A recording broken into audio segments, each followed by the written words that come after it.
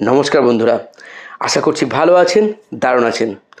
আগামী 12 তারিখ 12ই এপ্রিল পড়েছে হনুমান জয়ন্তী।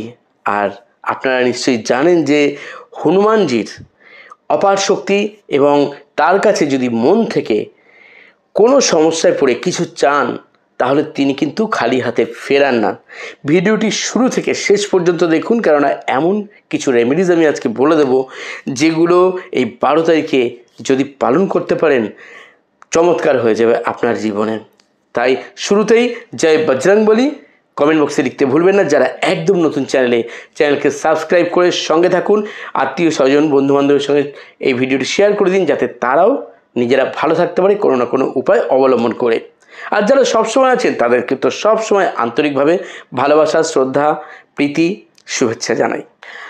এই দিনটি অর্থাৎ 12ই এপ্রিল 2025 সালের পড়েছে শনিবার। আর এই শনিবার সকালবেলায় ঘুম থেকে উঠুন, সকাল সকাল ঘুম থেকে উঠুন, সকাল সকাল স্নান করে ফেলুন।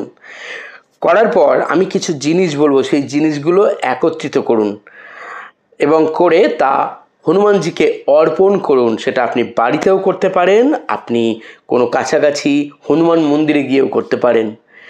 এমনভাবেই সাজাবেন যাতে আপনার যেমন ধরুন জন্মদিন যখন হয় বা আপনি কারোর জন্মদিনে যান, দেখবেন কত সুন্দরভাবে সেখানে সাজানো গোছানো থাকে।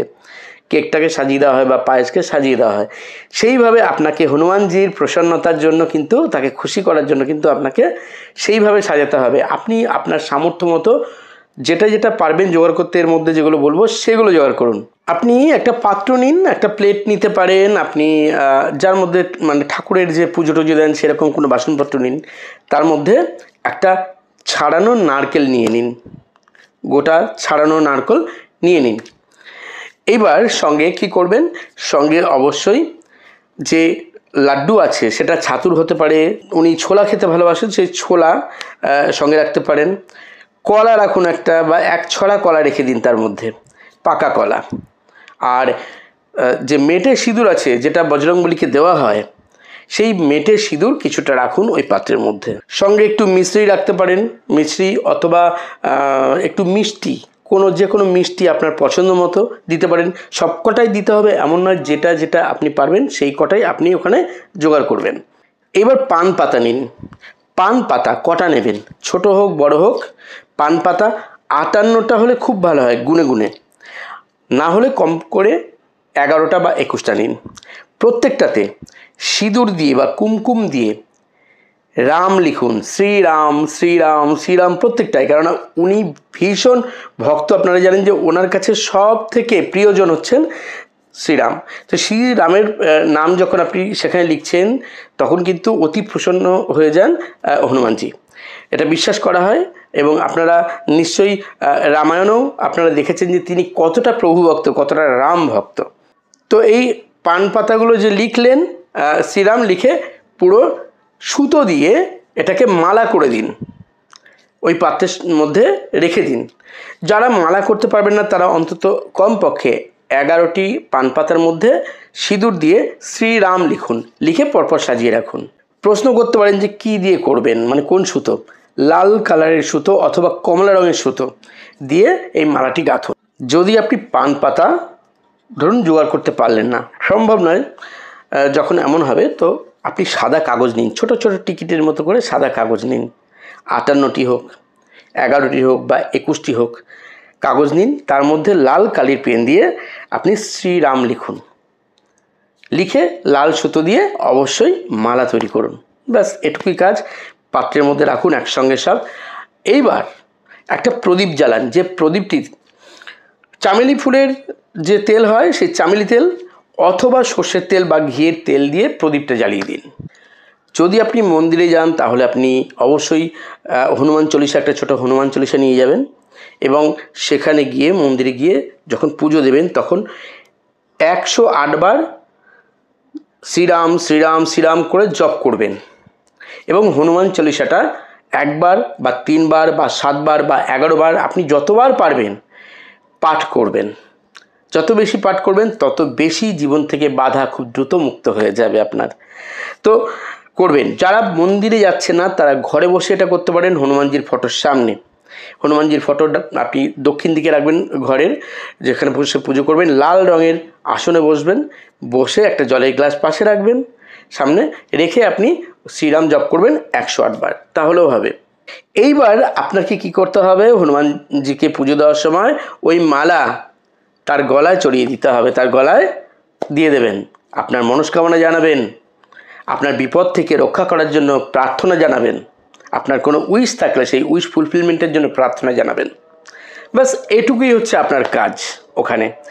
এবার আপনি যে প্রদীপটি জ্বালিয়েছেন, প্রদীপ দিয়ে কিছুক্ষণ আরতি করবেন, তাকে আপনার মনের কথা জানাবেন এবং ভিজুয়ালাইজ করবেন, আপনি অনুধাবন করবেন যে আপনার সেই কাজটি সম্পন্ন হয়েছে, আপনার মনের ইচ্ছা পূর্ণ হয়েছে। যদি মন্দিরে যান, ওখানে তো পুজো দিয়ে চলে আসলেন, একটু প্রসাদ নিয়ে আসবেন, সঙ্গে অবশ্যই ওই যে সিঁদুরটি বললাম, মেটে সিঁদুর, সেটা সঙ্গে নিয়ে আসবেন। প্রতিদিন একবার করে পড়তে পারেন, অথবা যখন কোনো শুভ কাজে যাচ্ছেন, কোনো জব বা ইন্টারভিউয়ের জন্য যাচ্ছেন, কোনো অফিসিয়াল কোনো কাজে যাচ্ছেন, কোথাও ব্যবসা বাণিজ্যে বেরোচ্ছেন, কোনো ডিল করতে যাচ্ছেন, সব ক্ষেত্রে একটা কপালে তিলক কেটে যাবেন ওই মেটে সিঁদুর দিয়ে, বজরংবলীর উদ্দেশ্যে আপনার প্রার্থনা জানিয়ে।